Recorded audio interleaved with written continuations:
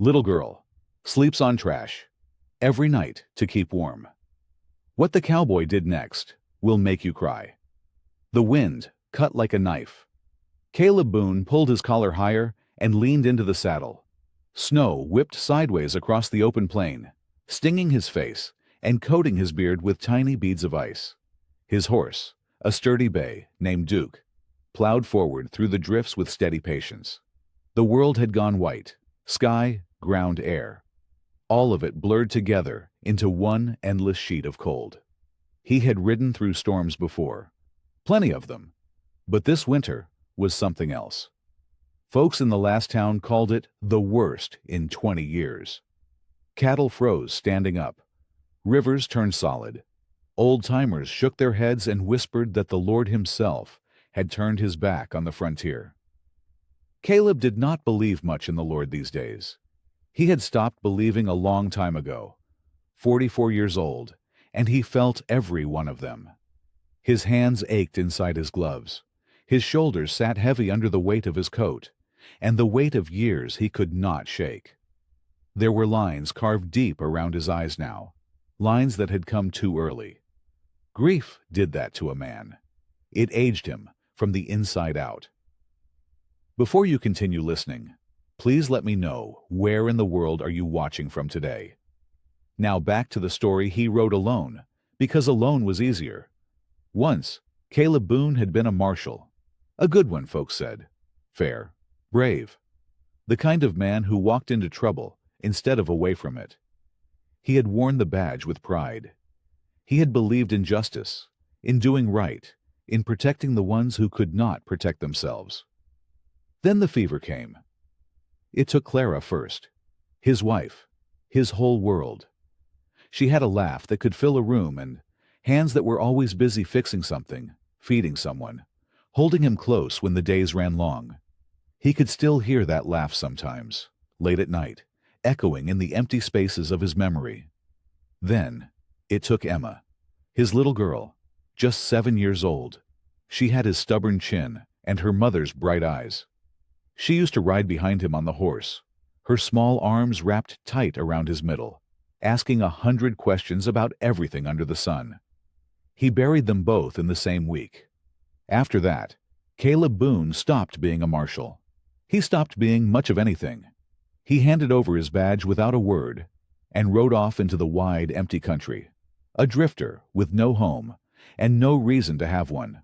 He owned a ranch, sure, a modest place near the old Silver Creek mining camp, but he never went there. A home was for people who had someone to come home to. He told himself he was surviving. That was enough. A man did not need more than a horse, a bedroll, and a road that kept moving. He was only going back now because of the storm. Word had reached him that the winds had torn through the valley and damaged the old ranch. Part of the roof, maybe more. He did not care much about the place itself, but a man had to see to what was his. Duty was a habit hard to break, even for someone who had given up on nearly everything else. So he rode. The hours crawled by. The light began to fade, gray sinking into a deeper gray. By the time the ruins of Silver Creek rose up out of the snow, dusk had settled over the land like a shroud. The mining camp was a ghost town now. Caleb slowed Duke to a walk and looked out at the wreckage of a place that had once buzzed with life. Collapsed buildings leaned at broken angles. A wagon lay tipped on its side, half swallowed by a snowdrift. Frozen piles of refuse and rotting timber slumped between the empty shells of houses. The wind moaned through the broken windows like a mournful voice. Nobody lived here anymore. Nobody had for years. Caleb meant to ride straight through. His ranch lay just beyond the far edge of the camp. But then he heard it. A sound. Faint, weak, almost lost beneath the howl of the wind. He reined Duke to a stop and went still, listening hard. There it was again, coming from behind the old boarding house. A cough. Caleb frowned.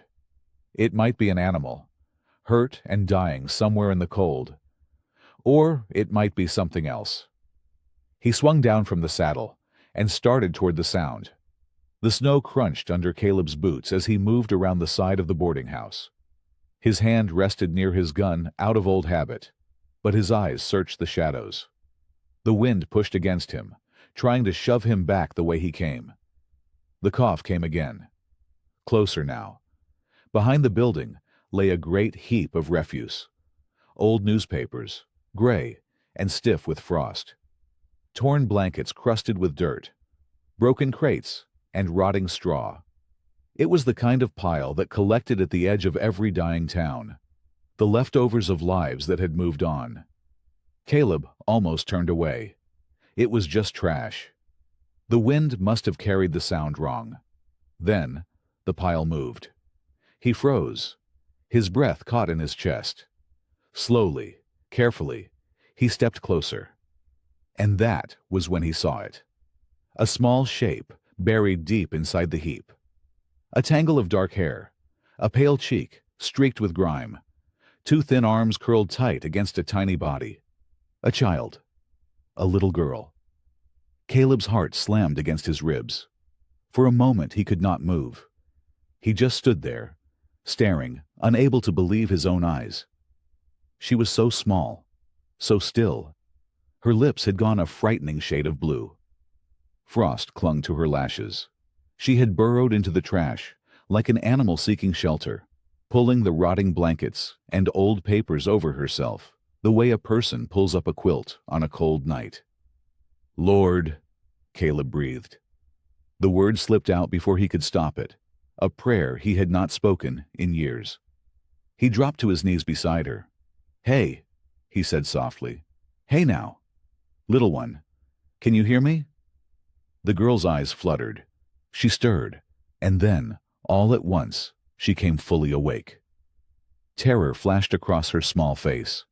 She scrambled backward, deeper into the pile, her thin fingers clutching desperately at the blankets and papers around her.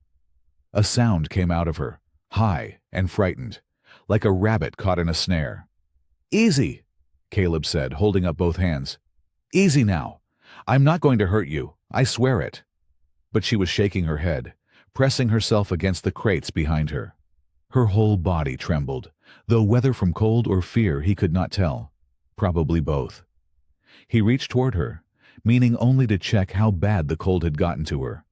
She flinched away, like his hand was a hot iron. "Please," she whispered. Her voice was so small it nearly vanished in the wind. "Please don't take it." Caleb went still. "Take what?" he asked gently. Her eyes, wide and glassy, darted around at the heap surrounding her. She gathered a handful of the filthy blankets to her chest and held them like they were something precious. "My bed," she said. The words hit Caleb harder than any blow he had ever taken. He knelt there in the snow, this hardened man who had buried a wife and a daughter, and he felt something crack open deep inside his chest. "This is where you sleep?" he asked. His voice came out rough. She nodded, just barely. "The wind can't get me here," she said. "If I dig down deep, it stays warm. The papers hold the heat. If I sleep on top, the cold takes me." She looked up at him then, and there was something in her eyes far older than her years. "I have to stay warm. So I stay in the trash." Caleb swallowed hard. His throat had gone tight. He had seen cruel things in his life. He had seen men do terrible things to other men. But nothing had ever reached inside him quite like this. A child. A tiny girl. Curled up in a mountain of garbage because it was the only thing standing between her and freezing to death in the dark. Something shifted in him. Something he thought had died long ago. Without a word, he shrugged out of his heavy coat. The cold bit into him at once, sharp and mean, but he did not care. He held the coat open. "Come here," he said. She stared at it, then at him. Fear and longing warred across her face. "No," she whispered. "You'll leave. Everybody leaves." "I'm not everybody," Caleb said. Slowly, gently, he reached in and wrapped the coat around her thin shoulders. She stiffened. A whimper escaped her. He gathered her up into his arms, blankets, papers and all, and lifted her clear of the pile. She fought him weakly, twisting, reaching back toward the trash heap as though it were the only home she had ever known. "No, no, please," she begged. "Shh," Caleb murmured. He pressed her small, cold body against his chest and held her tight.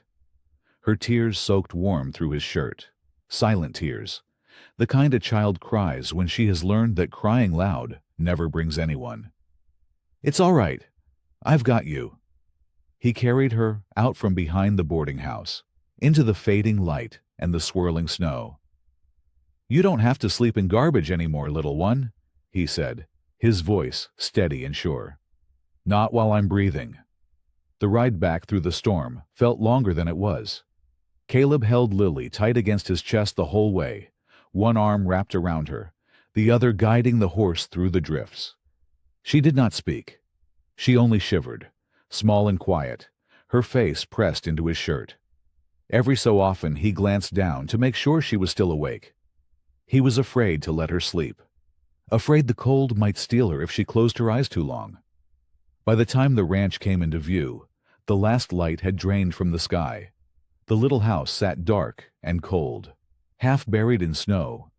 But it was shelter. It was walls, and a roof, and a hearth. Right now, that was everything. Caleb pushed through the door and set Lily down in the chair nearest the fireplace. She curled into it at once, drawing her knees up, watching him with those wide, wary eyes. "Just gonna get a fire going," he said gently. "You sit tight." He worked fast. His fingers were stiff from the cold, but he knew this work by heart. Kindling, a match, a careful breath against the first small flame. Soon the fire caught and grew, throwing gold light across the room and pushing back the dark. Warmth began to spread. Lily leaned toward it like a flower toward the sun. "There we go," Caleb murmured. He hung a pot over the flames and filled it from the water barrel. Beans, salt pork, a little flour, nothing fancy. But it was hot, and it was food, and the smell of it soon filled the small house. He stirred it slow, glancing back at her every few moments. She had not moved from the chair. She only watched him, watched his hands, watched the door, like she was waiting for the moment it would all be taken away. When the food was ready, he spooned some into a tin bowl and brought it to her. "Careful," he said. "It's hot." She took the bowl in both hands. For a long moment, she just held it, staring down at the steam. Then she began to eat, fast, too fast, the way a body eats when it does not know when it will eat again. Caleb watched her, and his chest ached. "Slow down, little one," he said softly. "There's more, plenty more. You won't go hungry here." She slowed, but only a little. He knelt down in front of her when she finished. "Let me see those hands." She hesitated, then held them out. They were worse than he'd feared. Small cuts crossed her knuckles. Her fingertips were raw and cracked from the cold. A deeper scrape ran along one wrist, crusted over with dirt. Caleb fetched a basin of warm water and a clean cloth. Gently, so gently, he took her hand in his and began to wash it. She flinched at the first touch, but she did not pull away. "You've been out there a long time," he said quietly. It was not a question. She said nothing. But her eyes told him the answer.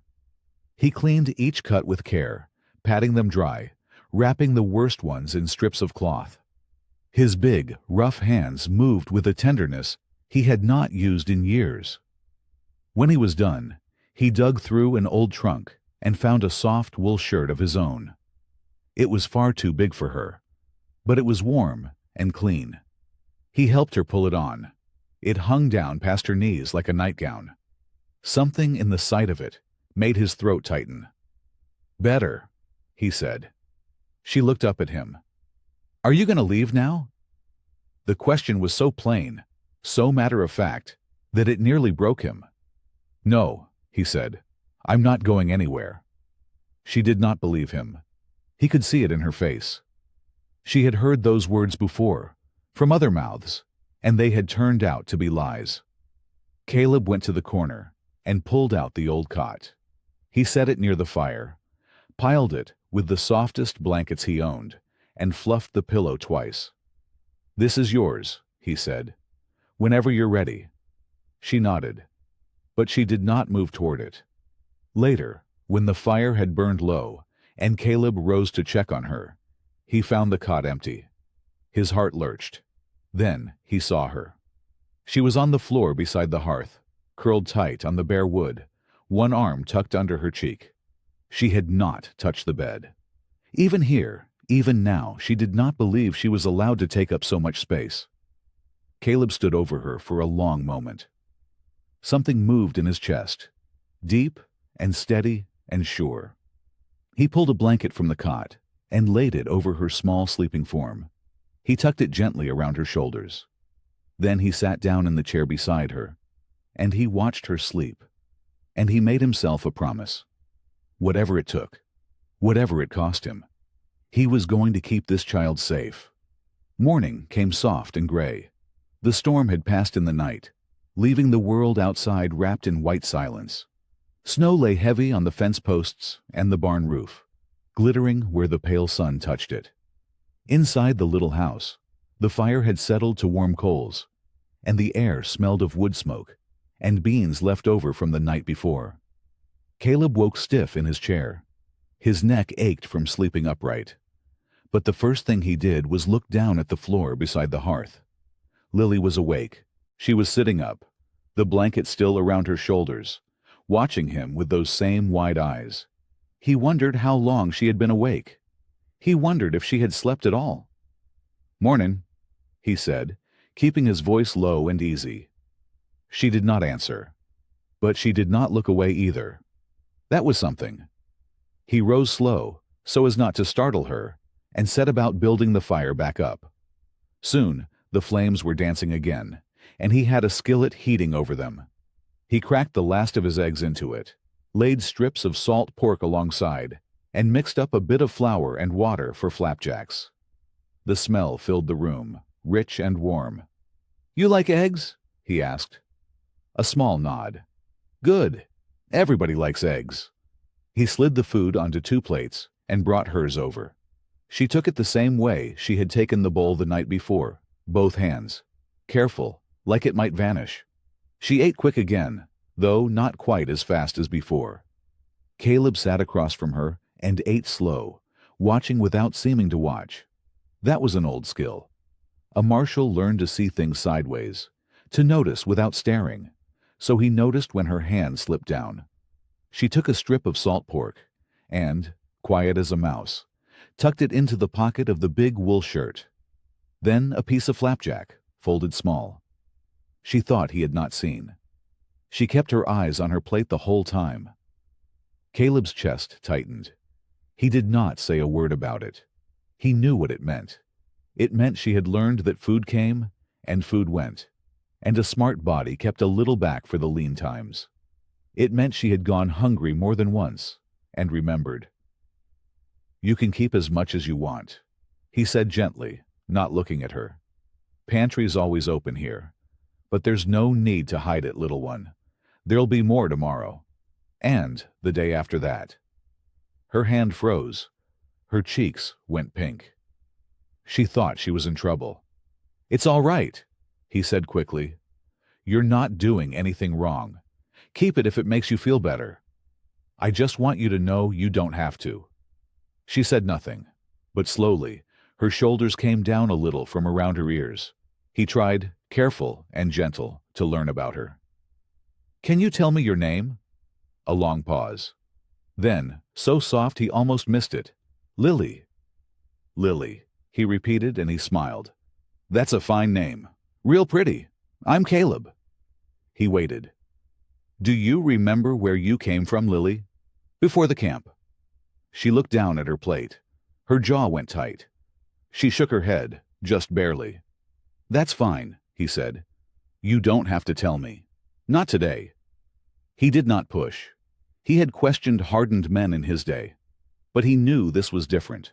This was a scared child, and you did not corner a scared thing. You gave it room. You waited for it to come to you. It was then that he saw where her eyes had drifted. Across the room, on the small shelf above the trunk, sat the things he never touched. A tin cup, small enough for tiny hands. A rag doll with one button eye missing.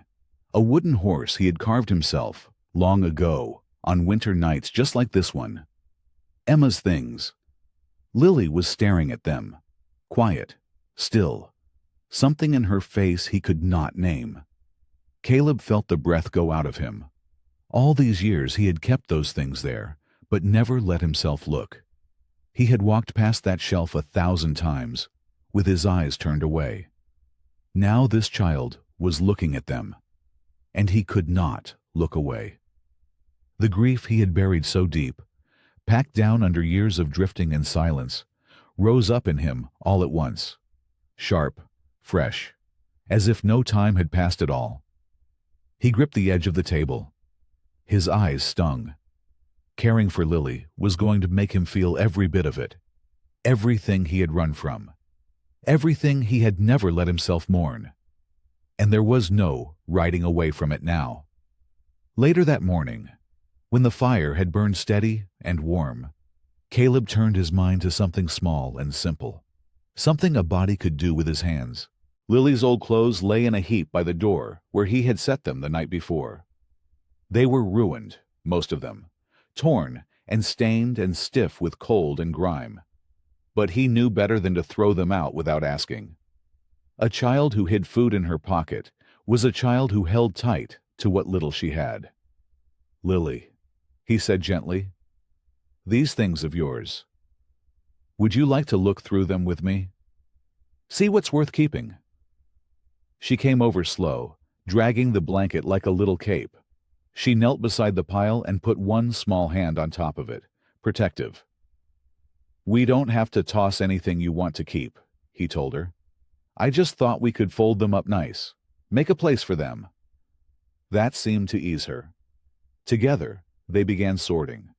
Caleb worked careful, shaking out each ragged piece, laying it flat. There was a thin dress, too small for her now, a single wool sock, a scrap of blanket worn soft at the edges from being held. Lily reached for that last one right away. She pressed it to her chest without a word. Caleb only nodded. Then his fingers found something hard. It was sewn into the hem of the little dress. A lump, wrapped in a bit of cloth and stitched shut with clumsy thread, the kind a child might do herself. He held it up. "What's this here?" Lily's eyes went wide. She reached for it, then stopped. Her hand hung in the air. Slow, she lowered it and gave the smallest nod. Permission. Caleb worked the threads loose with his knife, gentle as he could. The cloth fell open in his palm. It was a necklace. Silver, though so dark with tarnish and dirt, it looked nearly black.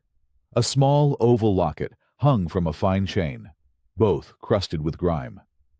"Well now," he murmured, "this is a treasure." He carried it to the water basin and dipped a corner of a rag. Careful, patient, he wiped away the dirt.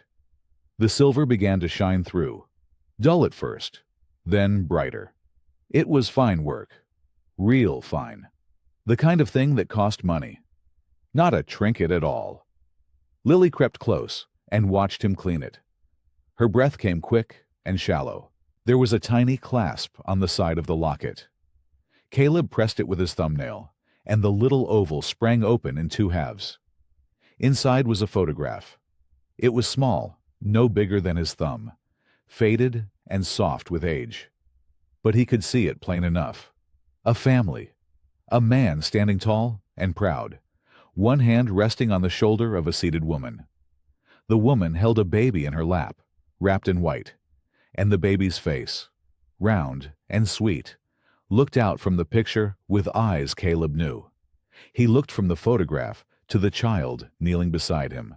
Same eyes, same shape to the chin. "That's you," he said softly. "Isn't it, Lily? When you were a baby." She did not answer, but she reached out one finger and touched the picture, light as a feather. Her lip trembled. "And these," Caleb said, his voice going careful now. "This your ma and pa?" She nodded. Caleb looked closer. He tilted the locket toward the window light. The man's face came clear. Strong jaw, kind eyes, a steady, honest look about him. And Caleb's heart went still in his chest. He knew that face. He had seen it years back, on a handbill nailed to a post outside a courthouse. He had heard the name spoken in low voices in every town from here to the territory line. A rancher. A good man, folks used to say, before the law came for him. Thomas Whitmore. And the woman beside him, gentle and lovely with her baby in her arms. That was Eleanor. Eleanor Whitmore. Gone now, folks said. The whole family gone, scattered like ash in the wind after the trouble came. Caleb sat back hard on his heels. The Whitmores had not just vanished into nothing. They had been the finest ranch family in the valley once, respected, loved. And then, all at once, ruined and scattered and forgotten. He looked at Lily, at the little girl he had pulled from a pile of trash to keep from freezing. This child was no orphan. She had a name, a family, a father the whole county had turned its back on. Someone had taken all of that from her. Someone had wiped her clean off the face of the earth and left her to die in the cold. And someone, Caleb thought, his jaw going hard, was going to answer for it. The Bell place sat 2 miles east, tucked in a fold of the hills where the wind came softer. Caleb rode out the next morning with Lily bundled behind him on the saddle, her small arms wrapped tight around his middle. He had not wanted to leave her alone. And truth be told, he wanted Martha to see her. Martha Bell met them at the gate before Caleb even climbed down. She was a stout woman with silver hair pinned back and a face lined deep from years of sun and sorrow. Her hands were red from work, but her eyes were soft as she looked up at the man on the horse. "Caleb Boone," she said. "Been a while since you graced these parts." "Martha." He tipped his hat. Then her gaze slid past him, to the child, and something changed in her face. She went still, her mouth opened, then closed.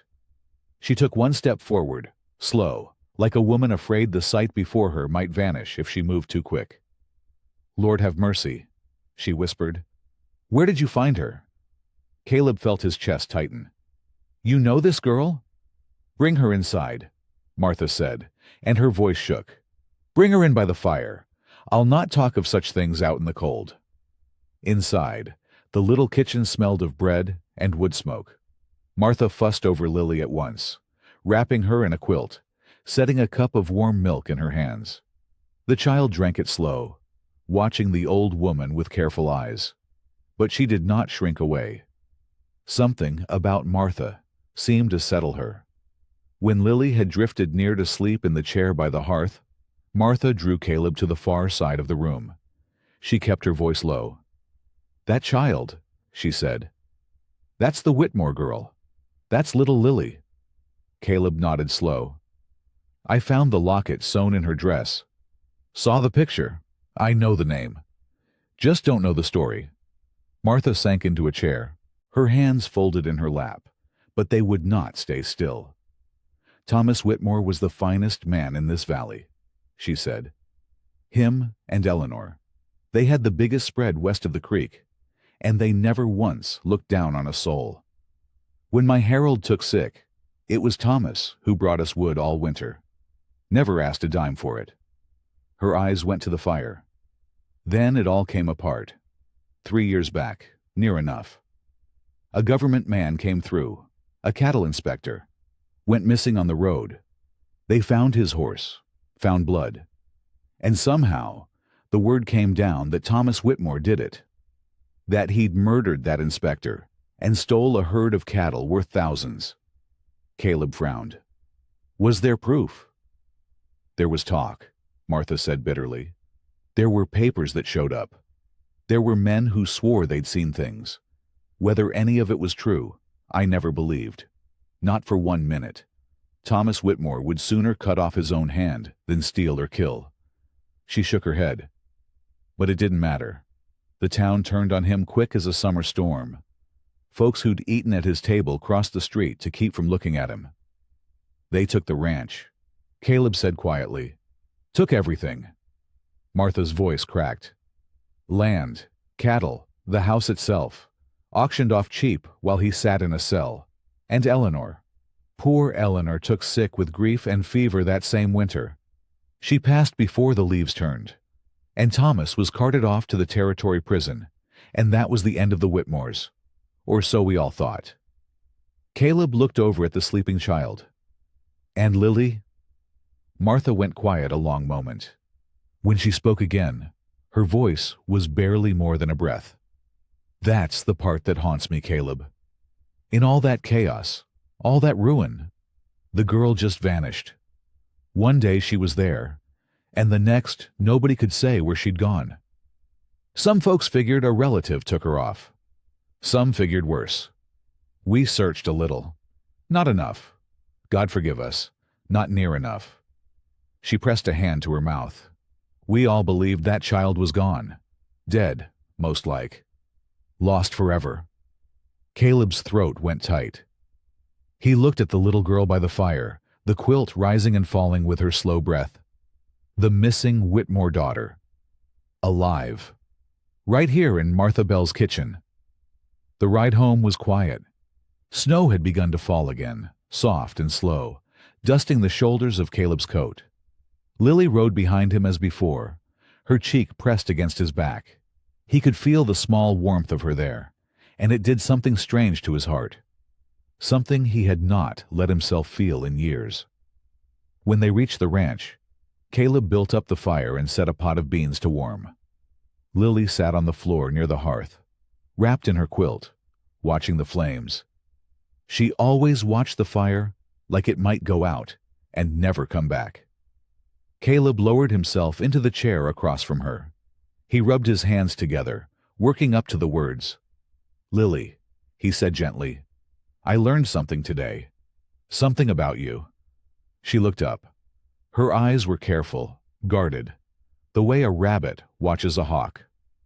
Your name is Whitmore, Caleb said. Lily Whitmore, and your pa is Thomas Whitmore. The child went very still. Her small hands gripped the quilt. He's alive, Caleb went on, keeping his voice soft. He's not gone, honey. He's locked up in a place far from here. But he's alive, and I aim to bring you back to him. I don't rightly know how yet, but I mean to do it. For a long moment, Lily said nothing. The fire popped. Then, slow as spring thaw, her lips began to tremble. My papa, she whispered. Yes. Everybody said he did bad things. Her voice was so small it near broke him. They said he took cattle. They said he hurt a man. Do you believe that? Lily shook her head hard. Her braid whipped side to side. No, she said. My papa was good. He was the goodest man there ever was.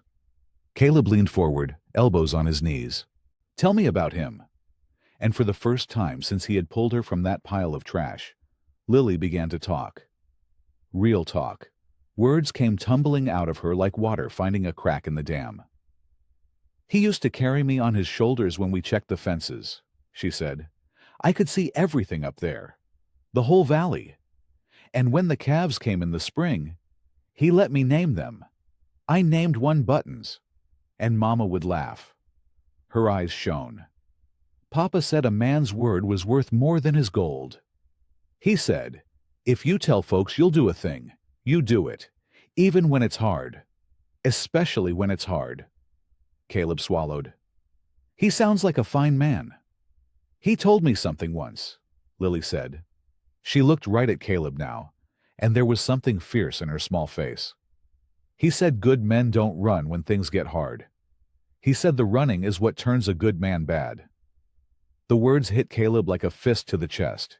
He had run. From his grief, from his home, from every soul who might have loved him. He had run for years and called it surviving. And now, this little girl was handing his own failing back to him, wrapped in the memory of a man behind prison bars. He looked away so she would not see his eyes. That's about the truest thing I ever heard, he said quietly. They ate their supper together. Lily slept in the bed that night. Not the floor. The bed. Caleb watched the fire a long while after, thinking of a man he had never met, and a promise he now meant to keep. The next morning brought a visitor. Caleb was mending a stall when he heard hoofbeats. He stepped out to see a fine black carriage rolling up the frozen track, pulled by two matched horses that had never known a hard day. It stopped near the porch. A man climbed down. He was tall and heavy through the middle, dressed in a wool coat that cost more than Caleb's whole barn. His face was smooth and pleasant, but his eyes were cold as the creek in January. Two riders sat their horses behind the carriage, hands resting easy near their gun belts. "Mr. Boone," the man called out, smiling wide. "I hope I'm not intruding." Caleb wiped his hands on a rag. "That depends on who's asking." Silas Crowley. The man extended a gloved hand. Caleb did not take it. Crowley's smile did not waver. He let the hand drop and clasped it behind his back instead. "I own a good deal of land in this valley," Crowley said, gazing around at the ranch like a buyer at a horse fair. "And I've had my eye on this parcel for some time. It borders my holdings to the west. Fine water here. Fine grass, come summer." He turned that cold smile back on Caleb. "I'd like to buy it. Cash money. More than it's worth, I dare say. You could ride out of here a wealthy man." "It's not for sale," Caleb said. Something flickered behind Crowley's eyes. The smile stayed, but it went thin. "Now, Mr. Boone, a man ought to think on a generous offer before he throws it away." "I've thought on it. My answer's no." Crowley studied him a long moment.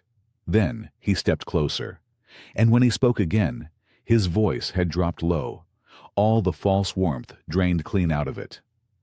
"You're new to these parts, so let me offer you some friendly counsel.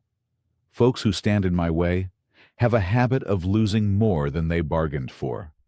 Land, livestock, reputation." He paused.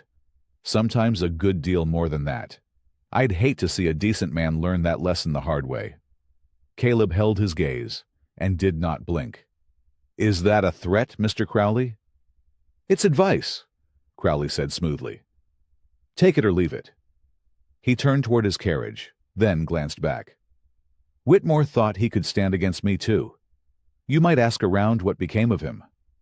The name landed in the cold air like a stone through ice. Caleb went very still. Whitmore.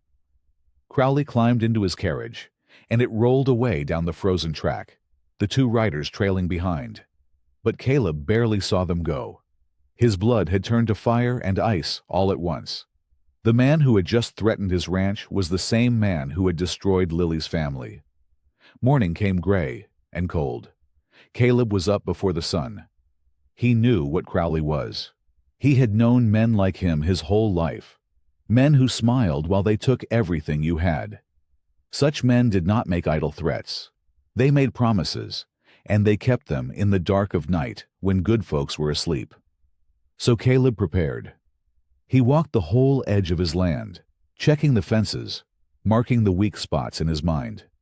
He counted his cattle. He cleaned his rifle and set it near the door where he could reach it fast. He looked at his ranch with new eyes now. Not as a place to hide from the world, but as a place worth defending. Because there was someone worth defending in it. Lily woke and found him hammering a loose board back onto the porch steps. She came out wrapped in her quilt, her hair a wild mess of sleep. "You're fixing things," she said. "I am." Caleb drove another nail. "House got tired and saggy while I wasn't looking. Time somebody took care of it." She watched him work for a while. Then she asked, quiet as always, "Can I help?" Something in Caleb's chest warmed at that. He handed her a handful of nails to hold, and she held them like they were made of gold, careful not to drop a single one. They worked together all that morning. Caleb showed her how to tote water from the well without spilling. He showed her how to scatter feed for the chickens, so they didn't all pile up in one spot squabbling. He showed her how to hold a hammer proper, with her hand near the end and not choked up by the head. Lily learned fast. She had a good memory and a careful way about her. She did not talk much, but she watched everything, and she never forgot a thing he told her twice. By afternoon, Caleb decided to tackle the fence trench along the west line. A section of posts had gone rotten, leaning like tired old men, and with Crowley sniffing around, Caleb wanted every fence standing strong. He carried a shovel and a bundle of new posts out to the muddy ditch where the melting snow had left the ground soft and sloppy. Lily trailed behind him, bundled in his old coat, which hung down past her knees. "Now this here's the tricky part," Caleb said, standing at the edge of the trench. The mud gleamed dark and wet in the pale light. "You gotta dig the hole good and deep, but you gotta keep your feet under you, because this ground's slicker than an eel in butter."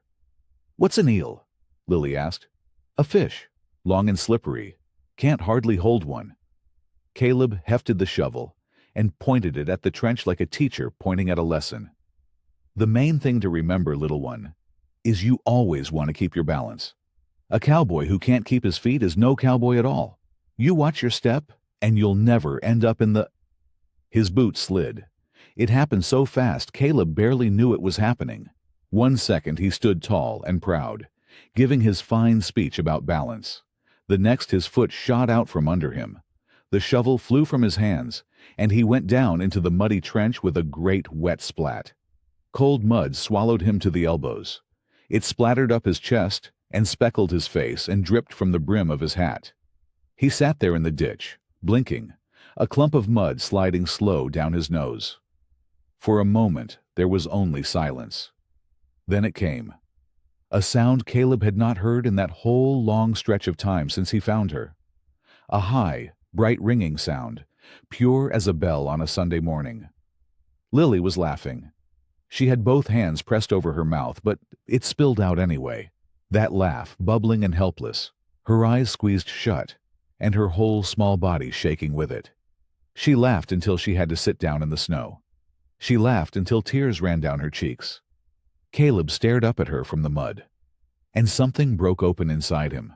Something that had been shut tight and locked away for years. He was not looking at a child he had rescued. He was looking at a little girl he loved. Loved like she was his own. Loved like Emma. The truth of it filled him up so sudden and so full that his throat went tight. He started laughing too.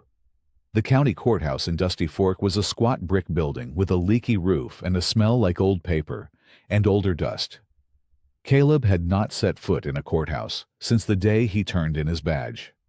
Walking through those tall doors felt like walking back into a life he had buried. The clerk behind the desk was a thin young man with ink stains on his fingers. He looked up at Caleb with the bored eyes of a fellow who spent his days shuffling paper and never expected anything to change. "Help you?" "Name's Caleb Boone." He set his old marshal badge on the counter. It was tarnished now, dull as a rain cloud, but it still meant something. "Used to ride for the territory. I need to see the records from an old trial. Whitmore. Thomas Whitmore." The clerk's eyes flicked from the badge to Caleb's face. Something in Caleb's look must have told him not to argue. The young man swallowed and nodded. "Back room. Older files are boxed up. Might take some digging." "I got time," Caleb said. The back room was cold and windowless, lit by a single lamp. Boxes lined the walls, stacked to the ceiling, each one furred with a thick coat of dust. Caleb rolled up his sleeves and got to work. He found the Whitmore box near the bottom of a leaning tower. It was heavy. He carried it to a scarred wooden table, sat down, and lifted the lid. The smell of old paper rose up around him. He worked slow and careful, the way he had learned long ago. A good marshal did not rush. A good marshal read every word, because the truth liked to hide in the corners where lazy men never looked. Hour after hour passed. The lamp burned low. Caleb read testimony and warrants, and the sworn statements of men who claimed they saw Thomas Whitmore do terrible things. He read about the missing cattle inspector, He read about the money said to be stolen. He read the judge's ruling, cold and final, sending an innocent man to rot in a cell. And the more he read, the more his gut turned sour. Because it was too clean. Real crimes were messy things. Witnesses forgot details. Stories bumped up against each other. But these statements all lined up neat as fence posts. The same phrases, the same times, the same words, over and over, like a song everybody had learned from the same sheet of music. Caleb had questioned 1,000 liars in his day. He knew what a rehearsed story sounded like. He pulled the lamp closer and started matching the names. 3 witnesses had testified against Thomas Whitmore. Caleb wrote their names down on a scrap of paper. Then, he dug deeper, into the land records folded at the bottom of the box. His hand went still. The first witness, a man named Coyle, had sold his failing farm not 2 months after the trial. Sold it cheap. And the buyer's name was written there in faded ink. Silas Crowley. The second witness, a fellow called Dunn, had his back taxes paid off that same spring. Paid by a company Caleb knew now belonged to Crowley. The third had simply vanished from the county records. Gone, like a man who had been handed money and told to disappear. Caleb sat back in the hard chair. His breath came slow. Then he found the deed for the Whitmore ranch itself.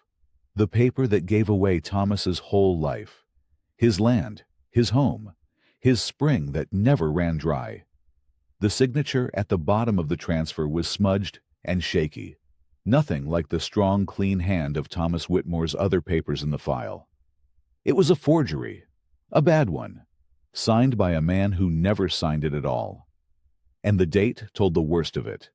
The ranch had changed hands 3 days before the trial even ended. 3 days before. The verdict had not been reached yet. But somebody already knew how it would end. Somebody had already carved up Thomas Whitmore's life and passed the pieces around. Caleb stared at the papers spread across the table in the dim lamplight. His jaw tightened until it ached. The evidence had not just been weak. It had been made. Built from nothing by paid-off men, stitched together by lies, and every last thread of it led back to the same hand. Silas Crowley. Henry Voss lived at the far end of a rutted road, in a cabin that leaned like a tired old man. The porch sagged. The windows were dark. Weeds grew tall along the walls, choking out whatever garden had once been there. Caleb tied his horse to the broken fence and stood a moment, looking at the place. He remembered Henry as he used to be. Sharp-eyed, quick with a joke. A man who rode straight and shot straighter. The two of them had chased outlaws across half the territory once, back when the badge still felt clean on Caleb's chest. This was not that man's home. This was where a man came to hide. Caleb knocked. Silence. Then the slow shuffle of feet. The door creaked open just a crack, and a pair of tired eyes peered out. "Boone?" The voice was rough, like it had not been used in days. "Caleb Boone." "Hello, Henry." For a long moment, neither man spoke. Then Henry opened the door the rest of the way. He was thinner than Caleb remembered. His hair had gone gray and wild. A gray stubble covered his jaw, and his shirt hung loose off his shoulders like it belonged to a bigger man. "Didn't think I'd see your face again," Henry said. "Come to arrest me?" "I turned in my badge years back. You know that." "Then what do you want?" Caleb held his gaze. "I want to talk about the Whitmore trial." The color drained from Henry's face. His hand tightened on the door frame until the knuckles went white. For a second, Caleb thought the old man might slam the door shut. Instead, his shoulders slumped, like something inside him had finally given way. "You'd best come in," Henry whispered. The cabin smelled of wood smoke and whiskey. A near-empty bottle sat on the table beside a cold plate of beans. Henry sank into a chair and stared at his own shaking hands. Caleb did not sit. He set the scrap of paper with the 3 names on the table: Coyle, Dunn, and the man who vanished. "I read the whole file," Caleb said, quiet and steady. The testimony was rehearsed. The witnesses got paid. The Whitmore Ranch was signed away 3 days before the verdict came in, and your name is on the marshal's report that closed the case. He leaned down. You knew, Henry. You knew that man was innocent. Henry did not look up. His eyes were wet. His whole body seemed to shrink into the chair. I knew, he said. The word came out cracked and broken, like a thing that had been trapped inside him for years, and finally clawed its way loose. Then why? Caleb's voice stayed level, but something hard burned underneath it. You were a good lawman. The best I ever rode with. Why would you help send an innocent man to prison? Henry finally lifted his head. Tears ran down the deep lines of his face. Because Crowley owns this county, Caleb. Every judge, every deputy, every man who can be bought, and half the ones who can't. His voice trembled. He came to my house one night. Told me I had a real nice family. Told me it'd be a shame if something happened to my wife. My boy. He wiped his face with a shaking hand. I had a son back then. Did you know that? I had people to lose.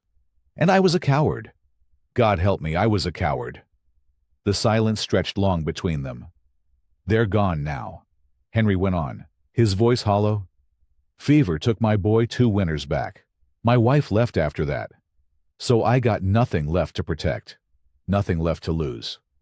He laughed, but it was an awful, empty sound. Nothing but the shame. He pushed himself up from the chair and shuffled to the far wall. He pried loose a floorboard with trembling fingers and pulled out a leather-bound ledger, worn soft at the corners. He held it a moment, like it weighed 100 pounds. Then he set it on the table in front of Caleb. I kept records, Henry said. Every family Crowley stole from. Every dollar. Every forged deed. 12 families, Caleb. The Whitmores were only one of them. He pressed his hand flat on the cover. I couldn't stop him. But I couldn't let it just disappear either. So I wrote it all down. He looked up, and for the first time his eyes held something other than shame. Take it, Henry said. Finish what I was too scared to. Back at the ranch, the days grew softer.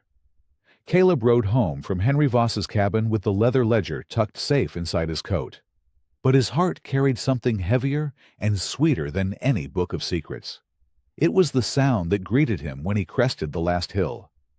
Laughter. He reined his horse to a stop and just listened. He had not heard that sound on his land in years. It floated up from the kitchen window, high and bright, mixed with Martha Bell's warm chuckle. He tied the horse and stepped quietly to the door. Inside, flour dusted the air like snow. Lily stood on a wooden stool at the counter, her small hands buried in a mound of dough. A smudge of white streaked across her nose. Martha stood beside her, sleeves rolled up, showing her how to fold the dough over and press it down with the heel of her hand. That's it, Martha said. Push it like you mean it. Bread don't rise for shy hands. Lily pushed. The dough squished between her fingers, and she giggled. Actually giggled. The sound wrapped around Caleb's chest and squeezed. Mr. Boone! Lily spotted him in the doorway. Her whole face lit up. We're making bread. Martha says I got a natural touch. She does at that, Martha said, winking. Better than half the church ladies I know. Caleb pulled off his hat and leaned against the frame. Smells like heaven in here. It'll taste like it too, Lily said, so sure of herself that Caleb had to look away for a moment to hide the sting in his eyes. Weeks ago, this same girl had slept curled beneath a pile of frozen trash. She had hidden bread in her pockets, afraid it might be her last. Now she was making bread with her own 2 hands, believing there would be more tomorrow. That was the thing about hope. It grew slow, but it grew. The days after fell into a gentle rhythm. In the mornings, Caleb taught her to ride. He started her on Daisy, the oldest and gentlest mare in the barn, the kind of horse that could not be spooked if the sky fell down. At first, Lily gripped the saddle horn so tight her knuckles turned white. Her whole body went stiff. "I've got you," Caleb said, walking beside her with one hand on the reins. "I won't let you fall. Not ever." "Promise?" He looked up at her. "I promise." And this time, she believed him. He could see it in the way her shoulders eased. By the end of the week, she was trotting in slow circles around the corral, back straight, chin high, a smile stretched wide across her face.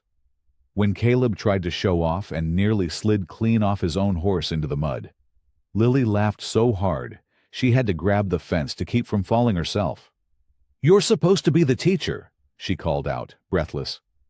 Caleb sat there in the muck, hat crooked, and found himself laughing too.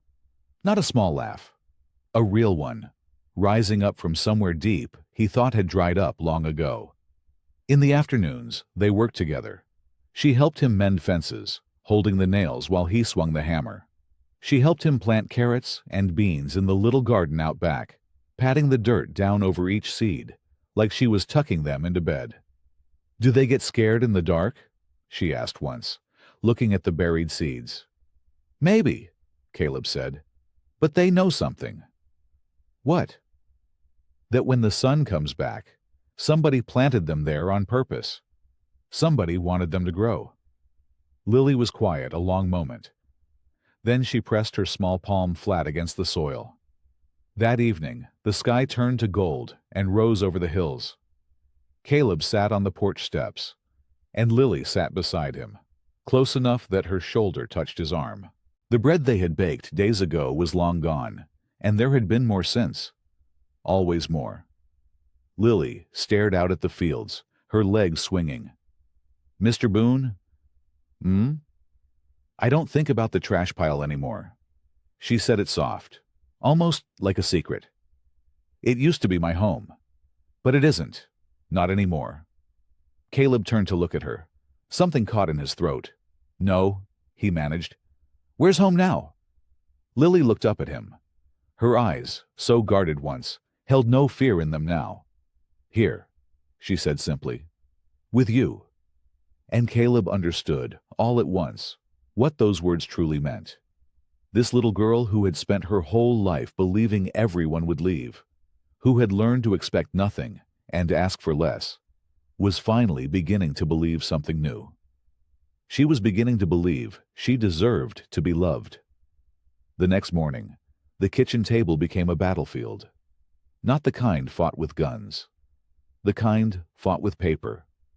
Caleb spread the leather ledger open across the wood, its pages stiff and yellowed. Beside it sat old marshal reports he had dug out of a locked chest, a bundle of letters, and a rough map of the valley marked with the boundaries of stolen land. Martha stood at the stove pouring coffee. Henry Voss sat hunched in a chair by the window, his hands trembling around a tin cup. Lily had gone to gather eggs. Caleb had asked her gently. Some things were not for a child to hear. "All right," Caleb said. "Let's lay it out plain. What do we have?" Martha set down the coffee and pointed at the ledger. "We got Crowley's own hand right there. Names, dates, every family he squeezed out. The Whitmores are on that page clear as day." "And I can swear to how he did it," Henry said, his voice low and cracked. "I signed papers I knew were lies. God forgive me, I did." He rubbed his eyes. "But a coward's word ain't worth much in a courthouse." "Your word's worth plenty," Caleb said firmly. "A man who tells the truth after living a lie is braver than most who never lied at all." Henry looked up, surprised. Something eased in his weathered face. Caleb tapped the map. "The trouble is this. We can prove Crowley stole land. We can prove he threatened folks. But the thing that put Thomas behind bars was murder. They say he killed that cattle inspector. Until we clear him of that, no ledger in the world sets him free." The room went quiet. The fire popped. Martha pulled out a chair and sat down slow, the way older folks do when their knees remind them of every winter they've seen. "Let me tell you what I remember about that inspector," she said. His name was Elias Crane. Government man. Come out from back east. Real particular sort. Wrote down everything in a little book he carried. Caleb leaned forward. Everything? Every head of cattle. Every brand. Every man he talked to. Martha nodded. Folks used to joke he'd write down what he had for breakfast. But here's the thing nobody talked about after. She lowered her voice. That Crane fella wasn't stupid. Word was, he'd figured out Crowley was moving stolen cattle across the valley. He got close to the truth. Too close. Henry's cup rattled against the table. That's why Crowley had him killed, he whispered. Crane wasn't murdered by Thomas. He was murdered because he knew. Caleb's jaw tightened. So they killed the one honest man who could have stopped it. Then they pinned it on Thomas to bury two birds under one stone. The pieces were falling into place, ugly and cold. But a man that careful, Caleb said slowly, thinking out loud. A man who wrote down every last thing. If he knew Crowley was after him, if he was scared for his life. He looked up at Martha. He'd have written it down too. A confession. The whole scheme. Martha's eyes widened. You think Crane left something behind? I'd bet my ranch on it.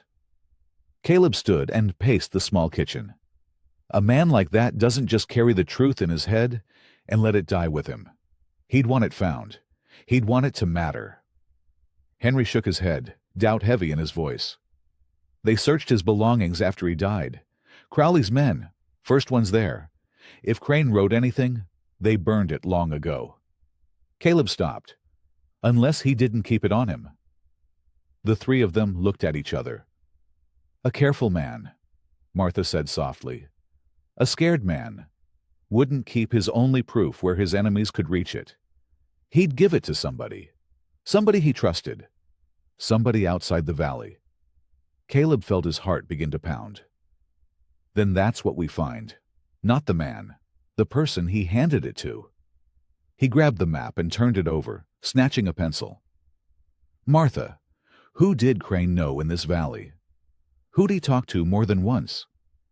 Who'd a stranger trust with his life's work? Martha was already thinking, her lips moving as she counted names on her fingers. Then she went still. There was a preacher, she said. Come through here about that same time. Crane took supper with him more'n once. I remember 'cause folks thought it strange. A government man and a traveling preacher, thick as thieves. Caleb set the pencil down. Slow, careful, like the whole world might tip if he moved too fast. A traveling preacher, he repeated. Left the valley right before Crane turned up dead, Martha said. Nobody thought a thing of it. Caleb looked from Martha to Henry, and for the first time in a long while, he felt it rise in his chest again. Hope. Then somewhere out there, Caleb said quietly, a man is walking around with the truth in his pocket. And all this time, he never knew what it was worth.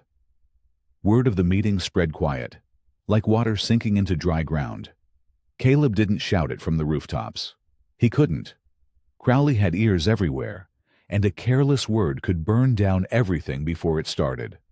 So he did it the old way, one knock at a time.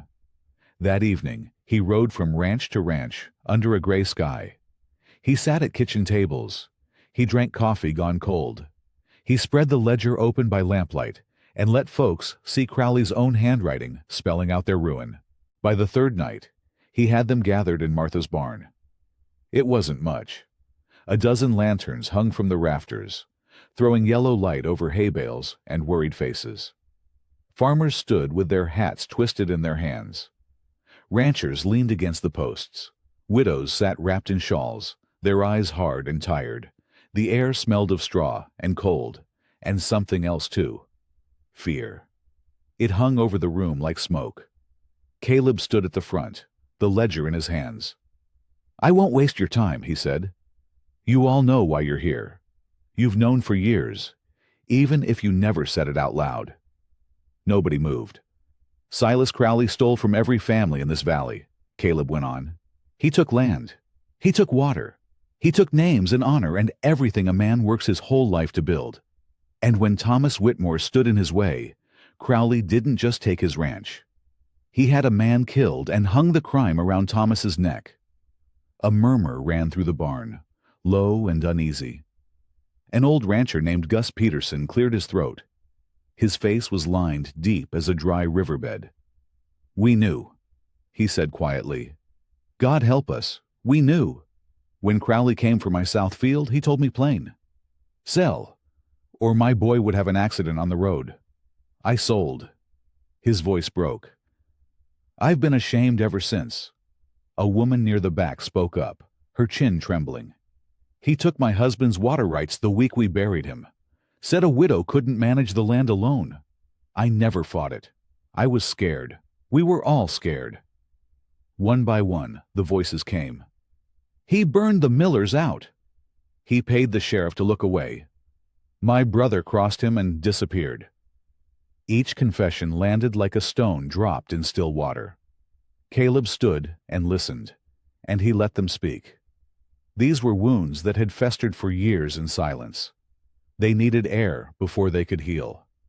When the room fell quiet again, Caleb lifted the ledger. "I'm not asking you to be brave," he said. "I know what brave costs out here. I know a man can lose everything for saying the wrong thing. I've seen it." He paused. "But I've also seen a little girl sleep in a pile of trash to stay alive because Crowley destroyed the only family she had. And I ask you this, how much longer do we let a man like that decide who eats and who freezes?" The barn was silent. A lantern hissed. Henry Voss stepped forward then, slow, his old bones stiff. Every head turned. They all knew what he'd been. They all knew what he'd done. "I helped him," Henry said. His voice shook, but he did not look away. "I signed the lies that put Thomas Whitmore in that cell. I've carried it every day since, and it's near killed me." He swallowed hard. "I'm done carrying it alone. I'll stand up in that courthouse and tell every bit of the truth, no matter what it does to me. I'm just one broken old man. But I won't be a coward twice." Something shifted in the room. Caleb felt it, the way a man feels the wind change before a storm. Gus Peterson straightened his back. "If Henry Voss can stand," he said, "then so can I. Put my name down. I'll testify." "Mine too," said the widow. "And mine." The voices rose now, not with fear, but with something stronger. Hands lifted, chins came up. One by one, the frightened people of the valley chose courage.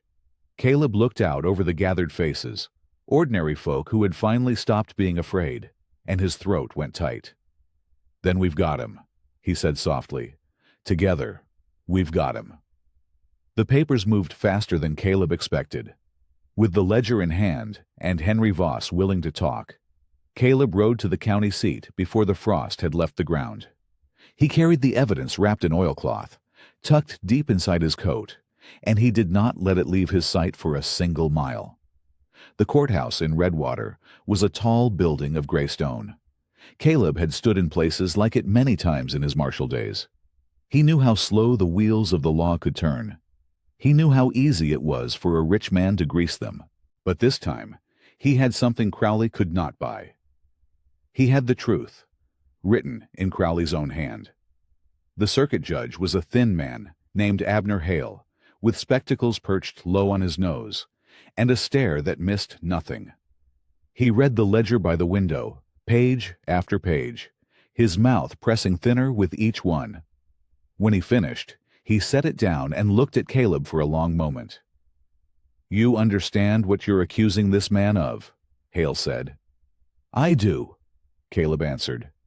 "And I've got a former marshal who'll swear to it under oath. I've got a dozen families who'll do the same. This isn't one man's word. It's a whole valley's." Hale removed his spectacles and rubbed the bridge of his nose. "Thomas Whitmore's conviction rested on testimony and documents I now have reason to doubt." He tapped the ledger. "This changes things. It changes a great deal." Caleb held his breath. "I'm ordering the case reopened," Hale said at last. A full review. And given the questions raised, I see no reason to keep Whitmore behind bars while it proceeds. He picked up his pen. He'll be released on his own recognizance until the hearing. Caleb let out the breath he'd been holding. His hands were steady, but something inside him shook. "Thank you, Your Honor," he said quietly. "Don't thank me, Mr. Boone." Hale signed the paper with a firm hand. "Thank yourself." Most men would have ridden past that trash pile and never looked back. 3 days later, Caleb stood outside the stone walls of the territorial prison, the winter sun weak and pale above him. Beside him, Martha held Lily's hand. The little girl had barely slept. She wore a clean blue dress Martha had sewn, and her hair was brushed till it shone. But her small fingers gripped Martha's so tight, her knuckles had gone white. "What if he doesn't know me?" Lily whispered. "It's been so long. What if I've changed too much?" Caleb knelt down to her level. "A father always knows his child," he said. "Always. No amount of time changes that." Lily's chin trembled. She looked up at him with those wide, careful eyes that had learned too early not to hope. Then, the heavy iron door swung open. A man stepped out into the light. Thomas Whitmore was thinner than the picture in the necklace. His face was worn, his beard gray at the edges, his shoulders bowed from years no man should carry. He blinked against the sun. For a moment, he only stood there, uncertain, as if he did not trust that the door had truly opened. Then, his eyes found Lily. The change came over him like sunrise breaking a long night. His whole body went still. His lips parted. "Lily?" His voice cracked on the single word. "Lily, is that you?" The little girl let go of Martha's hand. She ran. She ran across the frozen yard, her small boots kicking up dust, and Thomas fell to his knees just in time to catch her. He wrapped his arms around her and pulled her against his chest, and a sound came out of him that was half sob and half prayer. "My girl," he wept. "My little girl. You're alive! You're alive!" Lily buried her face in his neck. Her whole body shook. "Papa," she cried. "Papa, you came back! You came back!" "I never stopped trying, sweetheart. Not for one single day. I swear it. I swear it." Caleb stood back, apart from them, and watched. The wind moved cold across the yard, but he did not feel it. His throat had gone tight, and his eyes stung, and he let them. A father and his daughter, folded together on the frozen ground, holding on like they would never let go again. This was it. This was the whole of it. The thing he had ridden for, fought for, laid everything down for. He had done what he set out to do. The little girl he'd found in the trash was home. The morning after Thomas came home, the sky was clear and cold. Caleb rode out early to the old Whitmore place. It sat empty for years, and the land showed it. The fences had fallen. The barn roof sagged low on one side. Weeds had crept up through the porch boards where a family once sat and watched the sun go down. But the house still stood. That was something. Martha came too, her wagon loaded with tools, blankets, and a basket of fresh bread that filled the whole cab with the smell of it.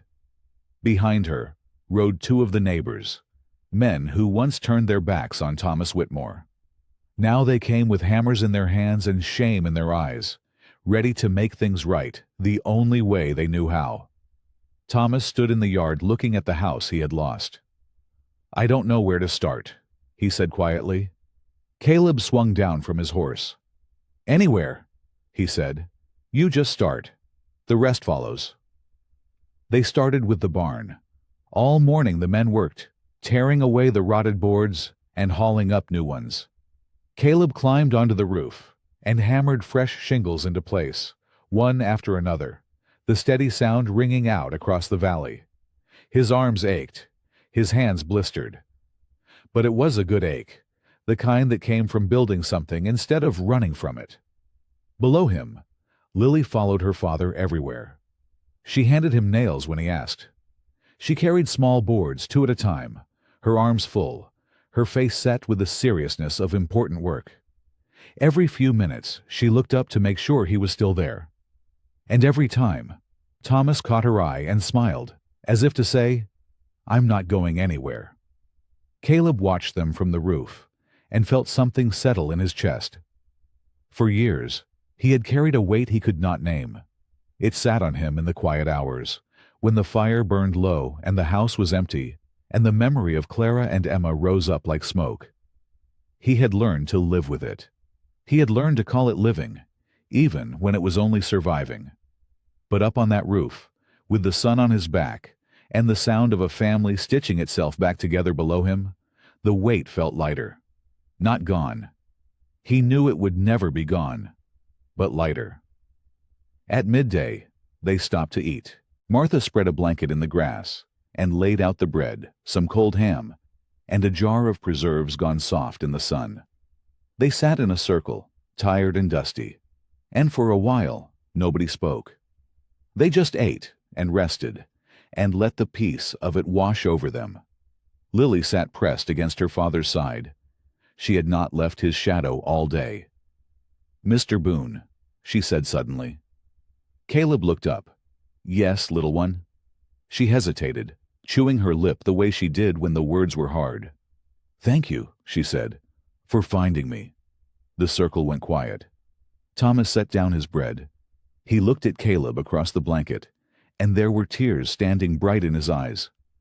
"I'll never be able to pay what I owe you," Thomas said, his voice rough.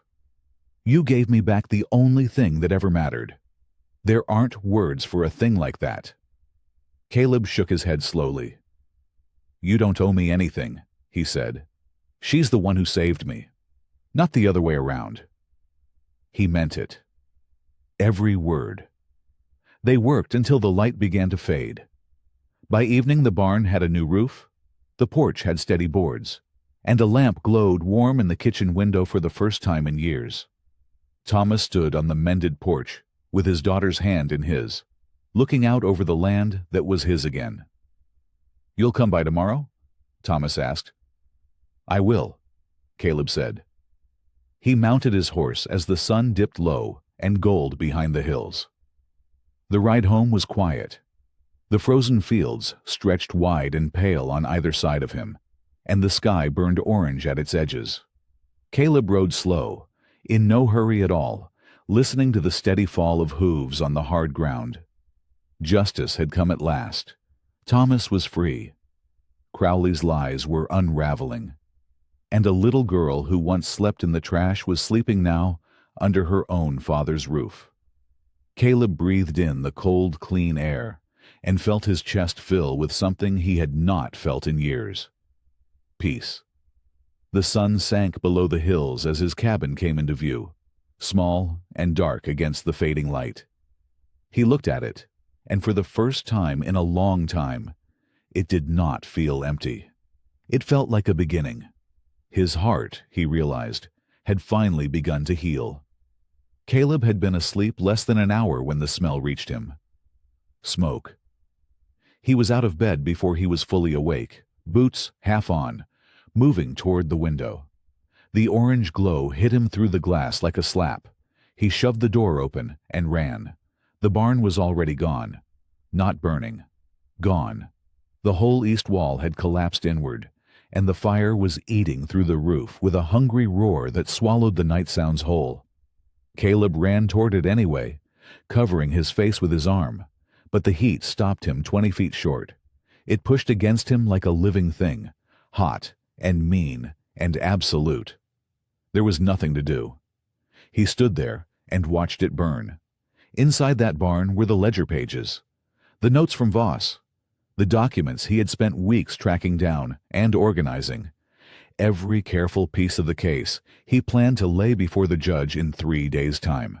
He had wrapped them in oilcloth and tied them with cord and set them in the old iron box that had survived every storm and cold snap since he bought the place. The iron box was in there now. He could see the barn skeleton starting to give way, the beams folding down into the fire one by one. A terrible cracking sound split the air, and then the whole structure breathed inward and collapsed into a mountain of flame. Caleb dropped to one knee in the frozen dirt. He stayed there a long time. When he finally stood, he walked the property line slowly, lantern in hand. The tracks were not hard to find. 3 horses, coming from the east. They had ridden in quiet, done what they were sent to do, and left just as quiet. The tracks headed back toward Crowley's land. He did not need a name. He already knew it. Caleb set the lantern down in the dirt and pressed both hands over his face. He breathed. In the morning, the ruin was worse to look at in daylight. The barn was a blackened smear on the ground, still sending up thin threads of smoke into the pale sky. Caleb was sitting on the porch steps with a cold cup of coffee when he heard a rider coming up the lane. It was one of Martha's neighbors, a young man named Daniel, who worked the feed store on the far end of town. He pulled up short when he saw the ruin. "Lord," Daniel said. "It's true then." Caleb looked up. "What's true?" Daniel shifted in the saddle, uneasy. "Talk's going around town this morning. Crowley's been telling people you took that little girl by force. Says you invented the story about the Whitmores to cover your tracks. He's saying the documents were forged, and that you burned your own barn to hide the proof." He paused. "Some folks are listening to him, Caleb." "I'm sorry." Caleb said nothing for a long moment. The smoke still drifted from the ruins. The cold sat heavy in the air. "How many folks?" he asked. Daniel looked away. "Enough." After Daniel rode off, Caleb sat with it. He had expected Crowley to hit back. He just had not expected it to come this fast, or land this hard. By mid-morning, he rode into town for supplies, and he could feel it. The way eyes slid away from his. The way a conversation stopped when he walked into the general store. The shopkeeper was polite, but careful, like a man walking near a fence he did not trust. Caleb kept his face still and rode back home. He did not know yet that Lily had been in town too. She had come with Martha to pick up thread and a few small things. She had been standing outside the dry goods store, waiting quietly on the boardwalk, when 2 women passed close by without noticing her. One said it clear as a bell. "They're saying that Marshall could be arrested by the end of the week." Lily went very still. The women moved on. Martha was still inside. Lily stepped off the boardwalk. She looked down the road that led out of town, the long dirt road that curved north through the frozen fields toward Silver Creek. Then she ran. Martha reached Caleb's ranch just before noon. She did not knock. She came through the door with her shawl half fallen off her shoulders and her breath coming quick and ragged. "She's gone," Martha said. "Caleb, she's gone. I turned around and she wasn't on the boardwalk. I looked everywhere, the store, the church, the alley behind the smithy. She's just gone." Caleb was already reaching for his coat. "How long?" "An hour, maybe more." Martha's hands were shaking. "I'm so sorry. I only stepped inside for a minute." "It's not your fault," Caleb said. But he was not really listening anymore. His mind had already gone somewhere cold and certain. He thought about the town, the women who talked too loud, the word going around like poison in a well, arrested by the end of the week. If Lily had heard even a piece of that, she would not have stayed. She would have done the only thing she knew how to do. She would have run. And a child who runs goes back to the last place that ever felt like hers. Caleb saddled his horse fast, his fingers working the straps without thought. Martha stood in the doorway. "Where are you going?" "Silver Creek," he said. He rode hard. The snow had started falling again, soft and steady, filling the world with a white hush. The road north was long and empty. He pushed the horse faster than he should have, watching the ground, and after 2 miles he found what he was looking for. Small boot prints in the fresh snow, pressed deep, hurried. She had come this way. His chest tightened. She had walked all this distance alone, through the cold, in a thin coat, with the wind biting at her the whole way. He thought of her small shoulders bent against the storm and had to make himself breathe. The mining camp came into view through the falling snow, the broken buildings, the collapsed roofs, the wagons rotting where they stood. It looked worse than he remembered, grayer and more forgotten, a place the world had given up on. Caleb swung down from the saddle and left the horse standing. He walked fast between the ruined buildings, past the old boarding house, around to the back. His heart was pounding. His eyes searched every corner, every shadow. "Lily!" he called. His voice bounced off the dead walls and came back to him empty. Then he saw it. The trash pile, the same one. The torn blankets, the frozen newspapers, the heaps of ruined cloth stacked against the leaning wall. And there, half buried inside it, a small shape curled up tight against the cold. Caleb crossed the distance in seconds and dropped to his knees in the snow.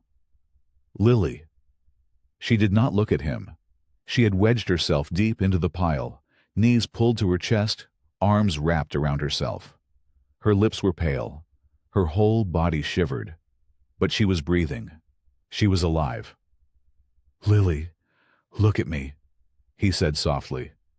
Slowly, she turned her head. Her eyes were red from crying and from the cold, but they were flat now. Empty in a way that scared him more than tears would have.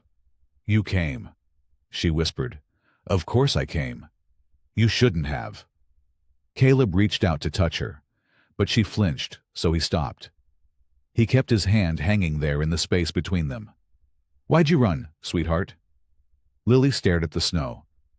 When she finally spoke, her voice was small and sure, like she was telling him something she had known her whole life. "I heard the ladies talking," she said. "They're going to take you away, just like they took my papa." She swallowed hard. "And then you'll be gone too." "Lily, everybody leaves." She said it plainly. No anger in it. That was the worst part. "My papa left. My mama left. Everybody I love just goes away and never comes back." A tear slid down her dirty cheek. "So I came back here, because this place doesn't leave. The trash keeps me warm, and it doesn't ever go away." Caleb felt something crack open inside his chest. Something old, because she was describing him. The years of running, the towns he never stayed in, the way he had made himself hard so that nothing could hurt him again. He knew exactly what it was to run from the pain. Caleb stayed there on his knees in the snow. He did not reach for her again. He did not tell her to come out. He just looked at her, this small girl buried in ruined cloth, and he felt the truth rise up in him like water finding a crack. "You want to know something?" he said quietly. "You're right. People do leave. I know that better than most." Lily's eyes flicked toward him. "I had a wife once," Caleb said. "Her name was Clara. She had a laugh that could fill up a whole room. And I had a little girl too. Emma. She was about your size, I think. Maybe a little smaller." The wind moved through the broken buildings. Caleb let it pass before he went on. "They got sick, both of them, in the same winter, and I couldn't do a thing to stop it. I was a marshal. I could track a man across 100 miles of empty country. I could stand down men twice my size. But I couldn't keep my own family warm and breathing." His voice caught. He let it. "And when they were gone, I didn't stay anywhere. I couldn't. Every place felt like it was leaking out from under me. So I ran. For years, Lily. I ran from town to town. And I told myself I was surviving. But I wasn't living. I was just moving so the hurt couldn't catch up." Lily was watching him fully now. Her shivering had not stopped, but her eyes had changed. The flat, empty look was cracking. "So, when you say everybody leaves," Caleb said, "I'm not going to lie to you and tell you that's not true. Some people leave. Some people can't help it. And some people are just too scared to stay." "Like you," Lily whispered. "Like me," he agreed. "For a long, long time." He shifted closer, slow, giving her time to pull away. She did not. But you taught me something, sweetheart. You did. When I found you here the first time, buried in this same pile, something woke up in me that I thought was dead. I don't know how to say it right, but I stopped running the day I picked you up. A tear rolled down her face and dropped into the frozen cloth. Family isn't blood, Caleb said. I know that now. Family is somebody who chooses to stay, even when it's hard, even when the whole town is talking, even when it would be easier to go. He held her gaze. I am not going anywhere, Lily. Not because I have to, because I want to. You are worth staying for. Do you hear me? You are worth staying for. For a long moment she did not move. Then she came apart. It happened all at once, the way a wall breaks. A sob tore out of her, raw and shaking, the kind that had been held down so long it hardly knew how to come out. She pushed through the trash and threw herself against his chest, her small fists gripping his shirt, her whole body trembling. Caleb wrapped his arms around her and held on. I got you, he murmured into her hair. I got you. I'm right here. Don't leave, she cried. Please don't leave. Never. He said it and meant it down to the bone. Never, Lily. You're stuck with me now. She cried until the crying wore itself out. He kept holding her through all of it, rocking her a little, feeling her heartbeat slow and steady against his own. The snow fell soft around them, catching in her hair, and Caleb pulled his coat off and wrapped it around her, just like the first time. But this time, she did not flinch. This time, she burrowed into it, into him, and let herself be held. When he finally lifted her from the pile and carried her toward the horse, she did not look back at the trash. Her head rested against his shoulder. Her small hand curled into the front of his shirt and held tight. Something settled in Caleb as he set her on the saddle. Something clear and certain. He had come north believing he was fighting for justice, for the truth, for the Whitmore name, and the ledger, and all the wrongs that needed setting right. He knew now that was only part of it. He was fighting for her. He was fighting for the family he had found buried in the snow. The morning came gray and cold. Caleb sat at Martha Bell's kitchen table with his hands wrapped around a mug of coffee gone lukewarm. He had not slept. Across from him, Lily dozed in a chair by the stove, tucked under a quilt Martha had pulled from her own bed. Martha set a plate of biscuits in front of him. He did not touch it. You need to eat something, she said. I need proof.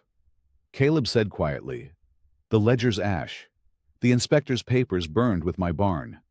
Everything I had, Martha. Gone in one night. He rubbed his tired eyes. Crowley made sure of it. Martha lowered herself into the chair beside him. Her gray hair was pinned back neat, but her face carried the same worry his did. Then we find another way, she said. There isn't one. The words came out harder than he meant. He looked over at Lily, at the small rise and fall of her breathing, and lowered his voice. The whole town heard him say I kidnapped her, that I made the story up, and I've got nothing left to show them different. Nothing but my word, and a man's word doesn't count for much when a man like Crowley is talking louder. Martha reached across and set her weathered hand over his. I knew the Whitmores, she said. I stood in their yard the day they took Thomas away in chains. I watched a good family torn to pieces, and I said nothing, Caleb. I stayed quiet, like everybody else. I have carried that shame for years. Her eyes filled. I am not staying quiet again. There is a way.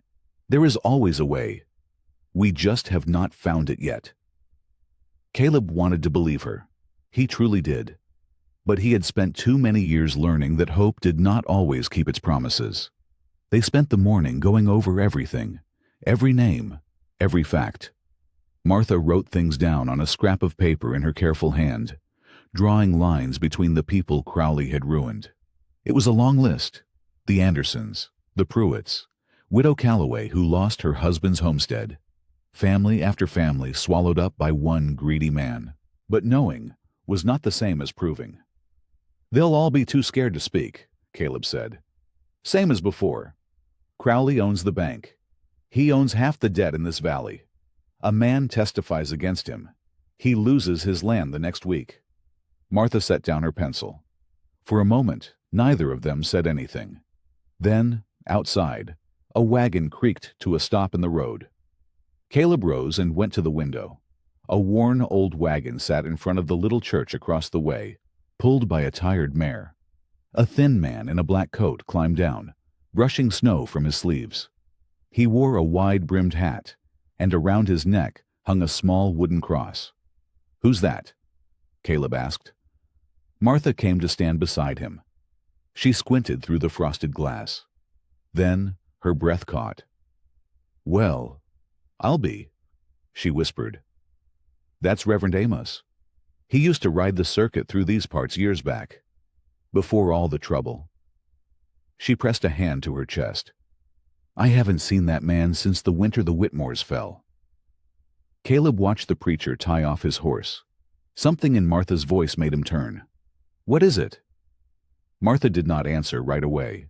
She was already moving, pulling her shawl from the hook by the door. "Come on," she said.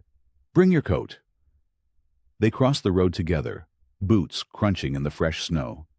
The preacher looked up as they approached, and a slow smile spread across his lined face. "Martha Bell," he said warmly, "as I live and breathe, the Lord is kind to old friends." "Amos." Martha took his hands in both of hers.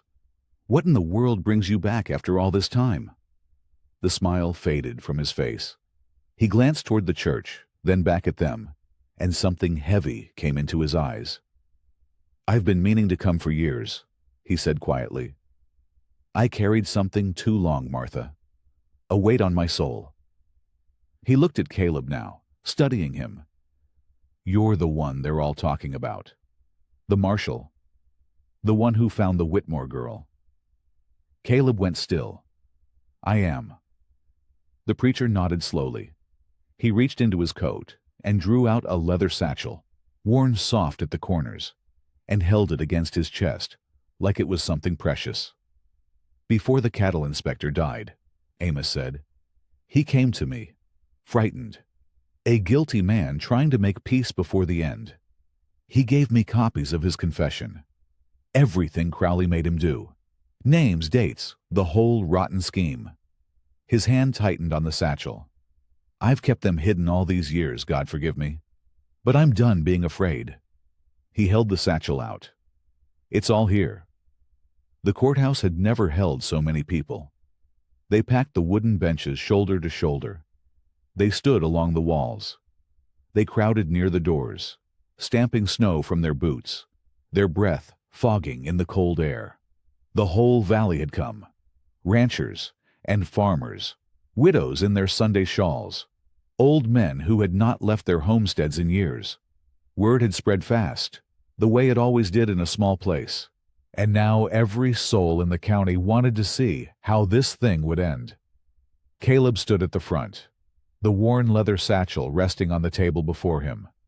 Lily sat close beside Martha in the second row, small and still, her eyes fixed on him. Reverend Amos sat on her other side, hands folded, the wooden cross catching the gray light from the windows. At the far end of the room sat Silas Crowley. He wore a fine coat and a calm face, but Caleb had learned long ago how to read a man. There was tightness at the corners of Crowley's mouth. His fingers drummed slow against his knee. Behind him stood two of his hired men, arms crossed, watching the crowd like wolves watching sheep. The circuit judge, a heavy man with tired eyes, rapped his gavel. "We'll come to order," he said. "This hearing is called on the matter of charges brought against Silas Crowley. Marshal Boone, you have the floor." Caleb drew a breath. He was not a marshal anymore, but he did not correct the man. He opened the satchel. "For years," Caleb began, his voice steady and clear, "the people in this valley have been afraid to speak, afraid to lose what little they had left." He lifted a stack of yellowed papers. These are the confessions of the cattle inspector. The man Silas Crowley claimed was murdered. The man whose death he pinned on an innocent rancher named Thomas Whitmore. A murmur ran through the crowd. The inspector wrote it all down before he died, Caleb went on. Names, dates, every family Crowley ruined. He gave these papers to Reverend Amos, who kept them hidden all these years out of fear. But he is not afraid anymore. Caleb laid the papers on the judge's table. He set down page after page, each one a wound, each one a stolen home. The Andersons, he said, the Pruitts, Widow Calloway, family after family, pushed off their land so one man could grow richer. Thomas Whitmore lost everything because he owned the only spring in this valley that never runs dry. And his little girl. Caleb's voice caught. He looked at Lily. His little girl was left to sleep in the trash to keep from freezing. The room went silent. Then Crowley stood. This is a performance, he said smoothly, spreading his hands to the crowd. Papers can be forged. A drifter and an old preacher with a grudge. That's all this is. His cold eyes swept the benches. And I would remind the good people of this valley who holds their notes at the bank, who they owe come spring. A man ought to think careful before he speaks out of turn. The threat hung in the air like smoke. Caleb watched the fear ripple through the room. He saw shoulders sink. He saw eyes drop to the floor. It was happening again. The same silence that had let Crowley win for years. Then, in the back, a chair scraped. Widow Calloway rose to her feet.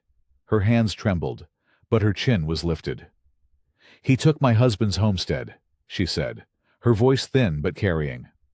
Told him he'd burn our crops if we didn't sell. My John died broken over it. I've stayed quiet long enough. A man near the wall stood next. He did the same to me. The Pruitt place. I signed because his men came at night. Another rose. Then another. Old Anderson pushed himself up on shaking legs. He stole my water rights. I've the papers to prove it. One by one they stood, all across the crowded room, faces set with a courage years in the making. The silence that had protected Crowley was breaking apart, and every voice that rose made the next one braver still. Crowley's smooth face began to crack. He turned to the judge, one hand raised. Your Honor, these are frightened people repeating gossip. Where is the proof? Where is a single honest witness who saw me do these things? A door creaked open at the back of the courthouse. The room turned as one. Thomas Whitmore stepped inside. He was thinner than the man the valley remembered, his face lined by hard years behind prison walls. But he stood tall. His eyes found Lily at once, and something passed between father and daughter that made half the room reach for their handkerchiefs. Thomas walked slowly down the center aisle. He stopped before the judge. My name is Thomas Whitmore, he said. I spent 3 years in a cell for a murder I never did. For cattle, I never stole. I lost my ranch. I lost my wife's memory to shame. And I lost my little girl. His voice shook, but he did not stop. That man sitting there took all of it. Not because I did wrong, because I owned water he wanted. Crowley's jaw tightened. This proves nothing. Then let me prove it. The voice came from the doorway. Henry Voss shuffled in, leaning on a cane, his old marshal's coat hanging loose on his shrunken frame. Caleb watched his former partner cross the room with slow, painful steps. Every eye followed the broken old lawman. Henry reached the front and set a leather ledger on the judge's table beside the inspector's confessions. I was a marshal in this county for 20 years, Henry said. His voice was rough, worn thin by shame. And I let Silas Crowley buy me. He threatened my family. So I looked the other way while he forged the evidence that put this man in prison. He nodded toward Thomas. This ledger has every crooked deal in it. Land stolen, money paid, my own signature on papers that should have sent me to prison too. He looked at the crowd, and his eyes were wet. "I've carried this a long time. I'm done carrying it. Do with me what's right." The judge pulled the ledger close. He turned the pages slowly, his tired eyes moving line by line. The courthouse held its breath. Outside, the wind pressed against the windows, but inside, there was only the soft rasp of paper. At last, the judge lifted his head. "These records match the inspector's confession," he said. "Names, dates, amounts, down to the penny." He set the ledger down with a heavy hand. "There's no forging this. Not both together. Not with half the county standing to swear to it." Crowley shot to his feet. "You cannot listen to a bribed marshal, and a jailbird, and a drifter with a sad story about a stray child." "That child," Caleb said quietly, stepping forward, "has a name. Lily Whitmore. And you left her to freeze." Crowley's calm shattered. "She's nothing. A gutter brat. Just like her father was nothing before I made this valley what it is." The words fell into the silent room like stones. And in that moment, everyone saw him plain. The fine coat could not hide it. The threats could not cover it. The mask was gone, and beneath it sat only a small, cruel man. The judge's face went hard as flint. "Silas Crowley," he said, "on the evidence before this court, I find cause to hold you for the false imprisonment of Thomas Whitmore, the theft of land and water rights across this valley, and your part in covering the death of a government inspector." He rapped the gavel. "You are under arrest." Crowley spun toward his two hired men. "Do something." But the men were already stepping back, hands raised, melting into the crowd. There was no money in it now. No fear left to sell. The wolves had no more sheep. The county sheriff moved forward and took Crowley by the arm. The wealthy landowner who had ruled the valley through terror was led out in irons, past the very people he had crushed. They watched him go in silence. Not cruel silence. The kind that comes when a long, dark thing is finally over. The judge turned to Thomas. "Mr. Whitmore, this court finds you innocent of all charges. Your name is cleared. What was taken from you will be returned as the law allows." Thomas swayed on his feet, as if the weight of 3 years had lifted all at once. Then a small voice cut through the room. "Papa!" Lily was already running. The frost broke early that year. By the time the last snow melted from the hills, word had spread across the valley. Caleb Boone's barn had burned. His fences leaned. His fields lay hard and empty. And a little girl had once slept in trash, within a day's ride of every ranch in the county. The people did not forget. They came on a gray morning at the start of spring. First a single wagon, rattling up the muddy road. Then another. Then more than Caleb could count. Farmers with hammers slung over their shoulders. Ranchers leading teams of oxen loaded with fresh lumber. Widows carrying baskets of bread and jars of preserves. Children too small to work, but old enough to fetch nails and carry water. Caleb stood on his porch and watched them come. His throat went tight. Martha Bell was the first up the steps. She wore a faded blue dress and a bonnet that had seen 100 springs. In her hands, she held a covered dish that still steamed in the cold air. "Don't just stand there gawking, Caleb Boone," she said, though her eyes were soft. "There's work to do. Go put your gloves on." He did. For the next many days, the ranch rang with the sound of building. Men who had once crossed the street to avoid Caleb now stood shoulder to shoulder with him, driving posts into the earth. They raised a new barn, taller and stronger than the one Crowley's men had burned. They mended the fences and turned the soil. They patched the roof of the little house and hung a new door that swung true. Lily worked beside Caleb through all of it. She carried water to the men. She handed nails to Thomas, who came every day from the ranch he was rebuilding down the road. Father and daughter worked within sight of each other now, always looking up to be sure the other was still there. At noon, they all ate together. Long tables were set up in the yard, and Martha and the other women filled them with food. There was laughter now, where there had once been only fear. There was talk of planting and weather and weddings. The valley was healing, one board and one shared meal at a time. One evening, when the workers had gone home and the sun sat low and gold over the hills, Caleb walked the edge of his land with Lily beside him. They stopped at the empty stretch of ground beyond the new barn. It was flat and open, catching the last warm light of the day. "What do you want to build there?" Lily asked. She slipped her small hand into his, without thinking, the way she did now. Caleb was quiet a long moment. He looked at the empty ground.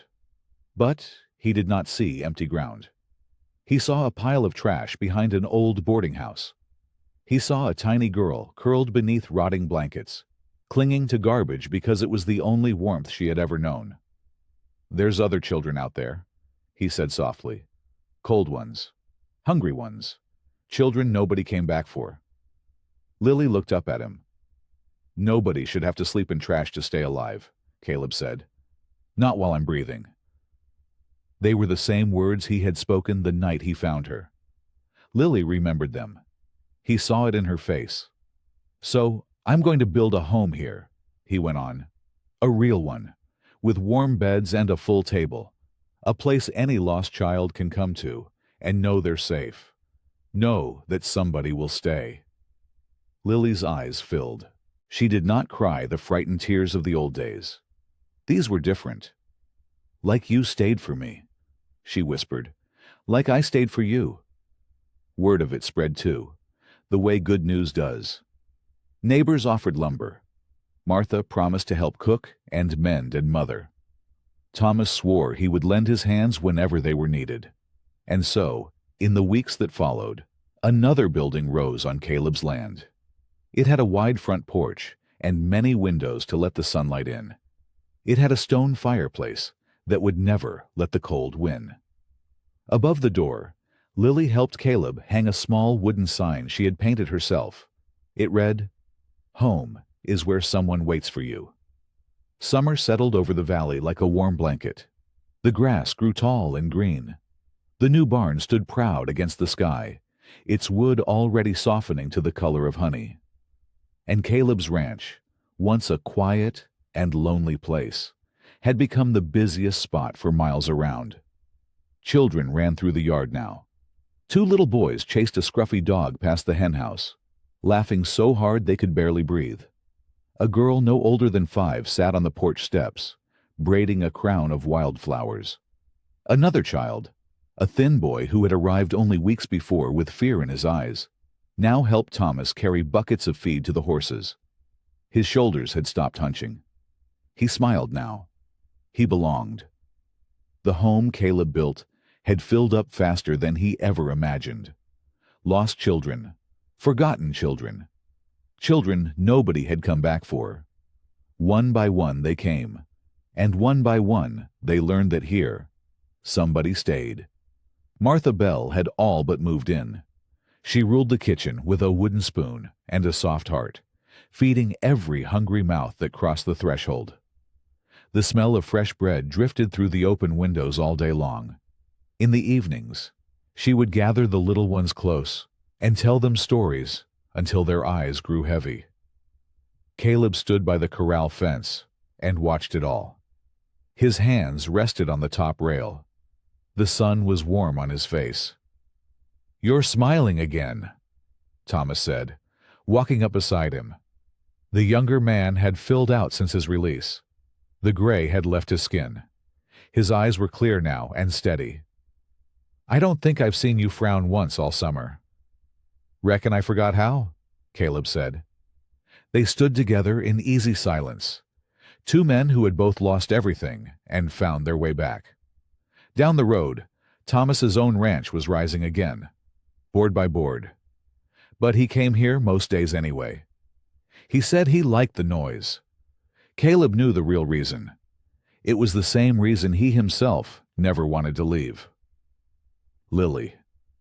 She darted across the yard just then, her braids flying behind her.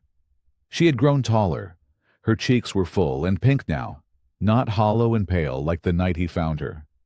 She laughed as she ran, a sound so free and bright it made Caleb's chest ache in the best way.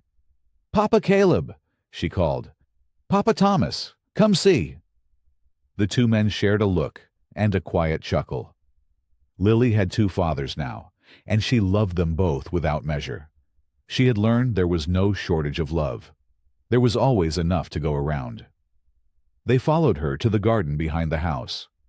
There, between the rows of beans and carrots, the first ripe tomatoes hung heavy and red on the vine.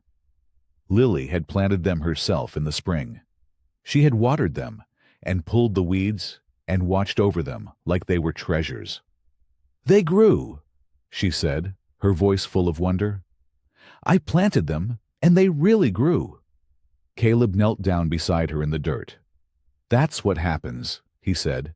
"When something gets the care it needs, it grows strong. It grows tall." He looked at her, at the child who had once slept in garbage to stay alive. "It grows into something beautiful." Lily beamed at him. Then she threw her arms around his neck and held on tight. He held her back. That evening, after supper, after the dishes were washed and the little ones tucked into their warm beds, Caleb walked out onto the wide front porch alone. The stars had come out. The hills stood dark and gentle against the sky. Somewhere in the house, a child laughed in their sleep. He turned to go back inside. And there, above the door, the lamplight caught the small wooden sign Lily had painted with her own two hands. "Home is where someone waits for you." Caleb stopped. He read the words slowly, the way a man reads something he wants to remember forever. For years he had ridden alone. He had moved from town to town, sleeping under strange roofs, never staying, never belonging. He had told himself he did not deserve a home. He had told himself that loving meant losing, and that it was safer never to love at all. He had been running. He knew that now. Running from the grave of his wife. Running from the memory of his little Emma. Running from the ache in his own heart. But a frightened little girl in a pile of trash had taught him the truth. A person is not saved because someone finds them. They are saved because someone chooses to stay. And Caleb had stayed. His eyes grew wet, but he was not sad. He was full. Fuller than he had ever been in all his years. He reached up and touched the edge of the sign. Then he looked out at the land he had rebuilt, at the home he had made, at the children sleeping safe and warm inside. "I'm not running anymore," he whispered to the quiet night. And for the first time in longer than he could remember, Caleb Boone was at peace. The next evening came gentle and golden. The sun hung low over the western hills, spilling warm light across the valley. It turned the tall grass the color of honey and set the windows of the ranch aglow. A soft breeze carried the smell of Martha's bread and the sound of children playing somewhere out back. Caleb stood by the barn, tightening the saddle on his old horse. His hands moved slow and easy, the way they always did now. There was no rush in him anymore, no need to be anywhere but here. He paused for a moment and looked out at the land. For years he had believed his best days were behind him. He had buried them, he thought. Buried them beside Clara. Buried them with little Emma. He had ridden away from everything that once mattered, certain that a man like him had nothing left to give. He had lived like a ghost, moving through towns without ever touching them, breathing, without ever really living. He shook his head at the memory of that man. He hardly knew him now. How strange, he thought, that the smallest hands had pulled him back into the light. A little girl freezing in a pile of trash. A child everyone else had forgotten. She had needed saving, and in saving her, he had somehow been saved himself. The screen door banged open. "Papa Caleb!" Lily came running across the yard, her braids bouncing, her bare feet quick over the warm earth. "You said I could come to town. You promised." Caleb smiled and rested his hand on the saddle. I did promise, didn't I? You did. She stopped in front of him, breathless and bright. And you keep your promises. The words landed soft in his chest. There was a time she had believed the opposite. A time when she flinched at kindness and hid food in her pockets and waited for every good thing to disappear. Now she stood before him, sure and steady, a child who knew she was wanted. Go on and get your shoes, Caleb said. The road's rough for bare feet. She darted off and came back a minute later, her boots on and a wildflower tucked behind one ear. Martha appeared in the doorway, wiping her hands on her apron, watching them with a smile that crinkled the corners of her eyes. Bring back some sugar if the store has it, she called. Yes, ma'am, Caleb answered. He lifted Lily onto the horse first, then swung up behind her. She settled against him, small and warm, her hands gripping the saddle horn. The sun sank lower, painting the whole world in shades of red and gold. They rode down the long road together. The ranch fell away behind them, filled with light and laughter, and the sound of children who finally had somewhere to belong. Caleb held the reins loose in one hand and kept the other around the little girl in front of him. The valley stretched out ahead, wide and open and full of promise. Lily was quiet for a while, watching the hills roll by. Then she tilted her head back to look up at him. Papa Caleb? He looked down at her. Yes, little one. She smiled, shy and sweet, the setting sun in her eyes. I'm glad you found me. Caleb's throat went tight. He had to blink hard against the sting behind his eyes. For years, he had ridden these roads alone, believing he had lost everything worth having. Now a little girl rode with him, and she called him something he never thought he would hear again. Papa. So am I, he said softly. So am I. He pulled her a little closer, and she leaned into him, unafraid. Far behind them, past the ranch, past the green fields, the old mining camp still stood empty on the edge of the valley. But the trash pile where Lily once slept was gone now. In its place stood a small wooden cabin, built board by Caleb and the good people of the town. A shelter, a safe place for any child who needed one. Where there had once been cold and hunger and fear, there was now warmth, kindness, a door that stayed open, because one cowboy chose not to ride away, and that choice had changed everything. I hope you like this story. Please share what's your favorite part of the story and where in the world you're watching from. Have a wonderful day.